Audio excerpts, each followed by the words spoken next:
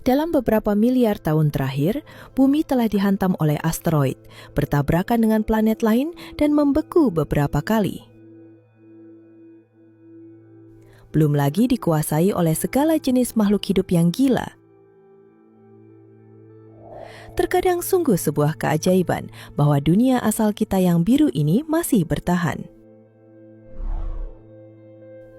Tetapi jika kita ingin melakukan tur kilat sejarah planet kita harus memulainya dari awal.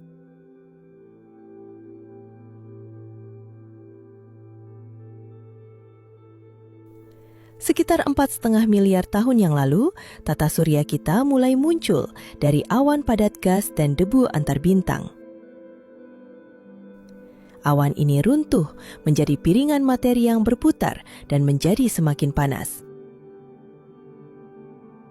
Hingga hidrogen melebur menjadi helium.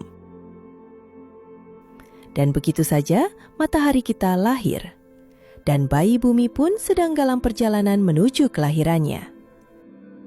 Setelah kelahiran bintang kita, semua materi di ujung terjauh piringan yang berputar itu mulai menggumpal. Gumpalan-gumpalan ini akan menjadi bibit bagi planet-planet dan bulan-bulan di tata surya kita. Saat mereka mengumpulkan lebih banyak materi, mereka tumbuh lebih besar dan lebih bulat. Gumpalan di daerah yang lebih dingin di tata surya, sebagian besar terbuat dari es, cairan, dan gas. Lebih dekat ke matahari, semua material berbatu membentuk planet-planet dalam seperti Mars dan Bumi. Bumi muda ini sangat aktif secara vulkanik. Ia memuntahkan gas-gas seperti hidrogen sulfida, metana, dan karbon dioksida. Gas-gas ini membentuk atmosfer pertama di planet kita. Bumi purba terus-menerus dibombardir oleh asteroid besar dan komet, dan tak lama kemudian bumi mengalami tabrakan yang lebih dahsyat lagi. Theia, sebuah planet seukuran Mars, menghantam langsung dunia muda kita. Tabrakan epik ini melemparkan bongkahan materi ke seluruh orbit bumi, dan kemudian gravitasi menyatukan mereka menjadi apa yang sekarang kita kenal sebagai bulan.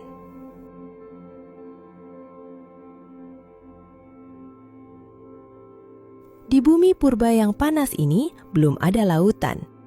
Semua air berwujud gas. Namun 3,8 miliar tahun yang lalu, planet kita cukup mendingin sehingga air dapat mengembun dan menjadi cair. Lautan primitif yang paling pertama menutupi bumi muda ini dan mengubahnya menjadi dunia air. H2O adalah bahan penting untuk menciptakan makhluk hidup. Jadi dengan semua air itu, kehidupan muncul di bumi. Sekitar 3,7 miliar tahun yang lalu, bentuk kehidupan paling awal ini adalah organisme mikroskopis. Namun, hampir 1 miliar tahun setelah itu, beberapa organisme ini mengubah arah dunia.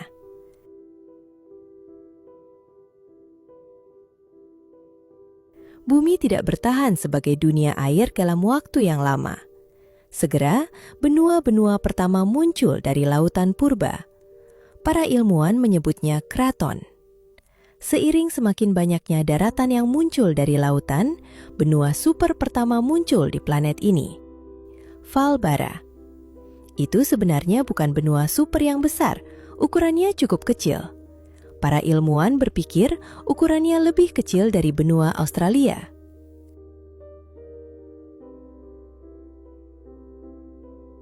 Sekitar 2,4 miliar tahun yang lalu, Cyanobacteria berevolusi menjadi fotosintesis pertama di planet kita. Akhirnya, kita memiliki penghasil oksigen untuk membuat atmosfer bumi jauh lebih ramah bagi kehidupan. Dan sisanya adalah sejarah, kawan. Bercanda, kita masih punya jalan panjang yang harus ditempuh. Dengan semua oksigen baru ini, atmosfer bumi memiliki kadar karbon dioksida yang jauh lebih rendah, dan itu membuat planet ini menjadi sangat dingin. Sebagian besar dunia muda kita membeku saat bumi mengalami zaman es pertamanya.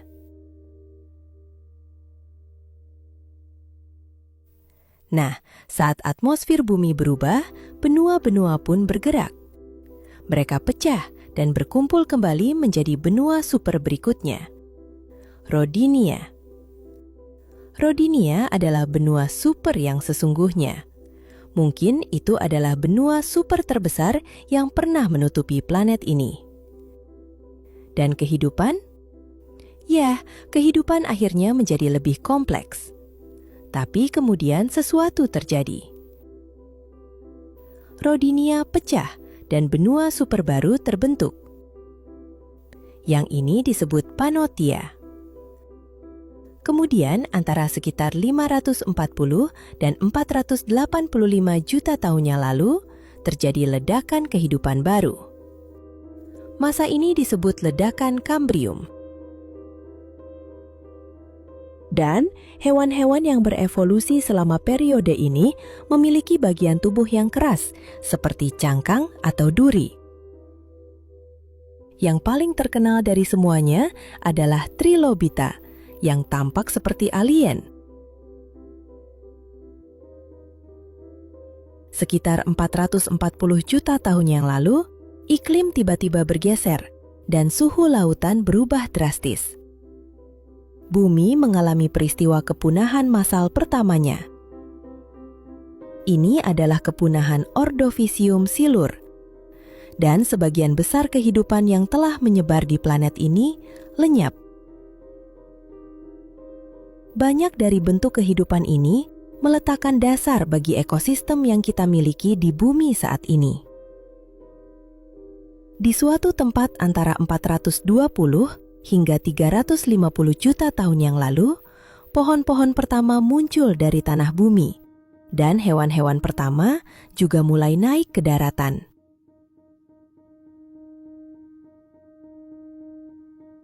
$250 juta tahun yang lalu, planet ini ditutupi oleh benua super luas terakhir kita, Pangea. Sayangnya, selama periode inilah bumi menyaksikan peristiwa kepunahan massal terbesar dalam sejarah kita, The Great Dying. Jumlah besar gas rumah kaca dan pemanasan global yang cepat memusnahkan sekitar 90% dari semua spesies di bumi. Namun, kepunahan massal ini membantu membuka jalan bagi gelombang hewan berikutnya untuk berevolusi.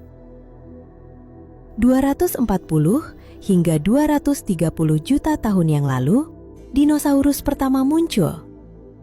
Selama 150 juta tahun berikutnya, mereka akan menguasai daratan. Jika Anda berada di sana, Anda akan menyaksikan sauropoda raksasa, Argentinosaurus, hewan darat terbesar yang pernah ada. Atau Anda mungkin dikejar oleh salah satu predator puncak terbesar di bumi, T-Rex. Dan Anda juga akan menyaksikan Pangea pecah dan membentuk benua-benua yang kita kenal sekarang. Oke, Anda mungkin sudah tahu kemana arah cerita ini. 66 juta tahun yang lalu, sebuah asteroid menghantam planet kita tepat di tempat Meksiko berada sekarang. Dan ia memuntahkan begitu banyak puing ke atmosfer hingga menghalangi matahari. Hal ini menyebabkan perubahan iklim yang menghancurkan, yang menyebabkan dinosaurus punah. Dalam gelombang hewan yang muncul berikutnya, mamalia menjadi lebih umum.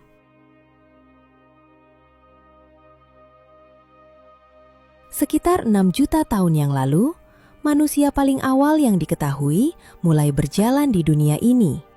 Spesies ini disebut Sahelanthropus, meskipun mereka kemungkinan masih berjalan dengan 4 kaki. 4 juta tahun yang lalu, manusia purba mulai berjalan tegak, dan sekitar 1 juta tahun kemudian, mereka mengembangkan alat pertama yang diketahui, yang mereka gunakan untuk memecahkan benda. Sekitar 800.000 tahun yang lalu, kemajuan terjadi. Manusia purba ini menemukan cara mengendalikan api, dan sekarang bisa memasak makanan serta menghangatkan diri. otak mereka terus berevolusi, kini lebih cepat dari sebelumnya. Manusia-manusia ini belajar berinteraksi satu sama lain dan dengan dunia sekitarnya dengan cara-cara yang benar-benar baru. Kemudian, antara 40.000 hingga 15.000 tahun yang lalu, semua spesies manusia selain Homo sapiens punah. 10.000 tahun yang lalu, bumi melihat petani pertamanya. Manusia yang sebelumnya nomaden ini berhenti mengembara di planet ini dan akhirnya menetap. Melompat jauh ke depan, ke sekitar 250 tahun yang lalu, revolusi industri terjadi. Kita mengalami transformasi teknologi, sosial ekonomi, dan budaya yang besar. Masyarakat pertanian berbasis pedesaan menjadi masyarakat perkotaan yang lebih terindustrialisasi. Populasi manusia terus bertambah. Pada tahun 1804, kita mencapai 1 miliar. Pada tahun 1927, kita mencapai 2 miliar. Dan sejak tahun 1960-an, populasi global telah meningkat semakin cepat hingga mencapai posisi saat ini, di angka lebih dari 8 miliar orang. Dan sekarang, ada ancaman baru bagi keberadaan manusia dan banyak bentuk kehidupan lainnya di bumi ini. Perubahan iklim. Suhu dan permukaan laut meningkat di seluruh dunia. Dan keanekaragaman hayati menurun. Kita bisa berada di ambang peristiwa kepunahan massal lainnya jika keadaan tidak berubah.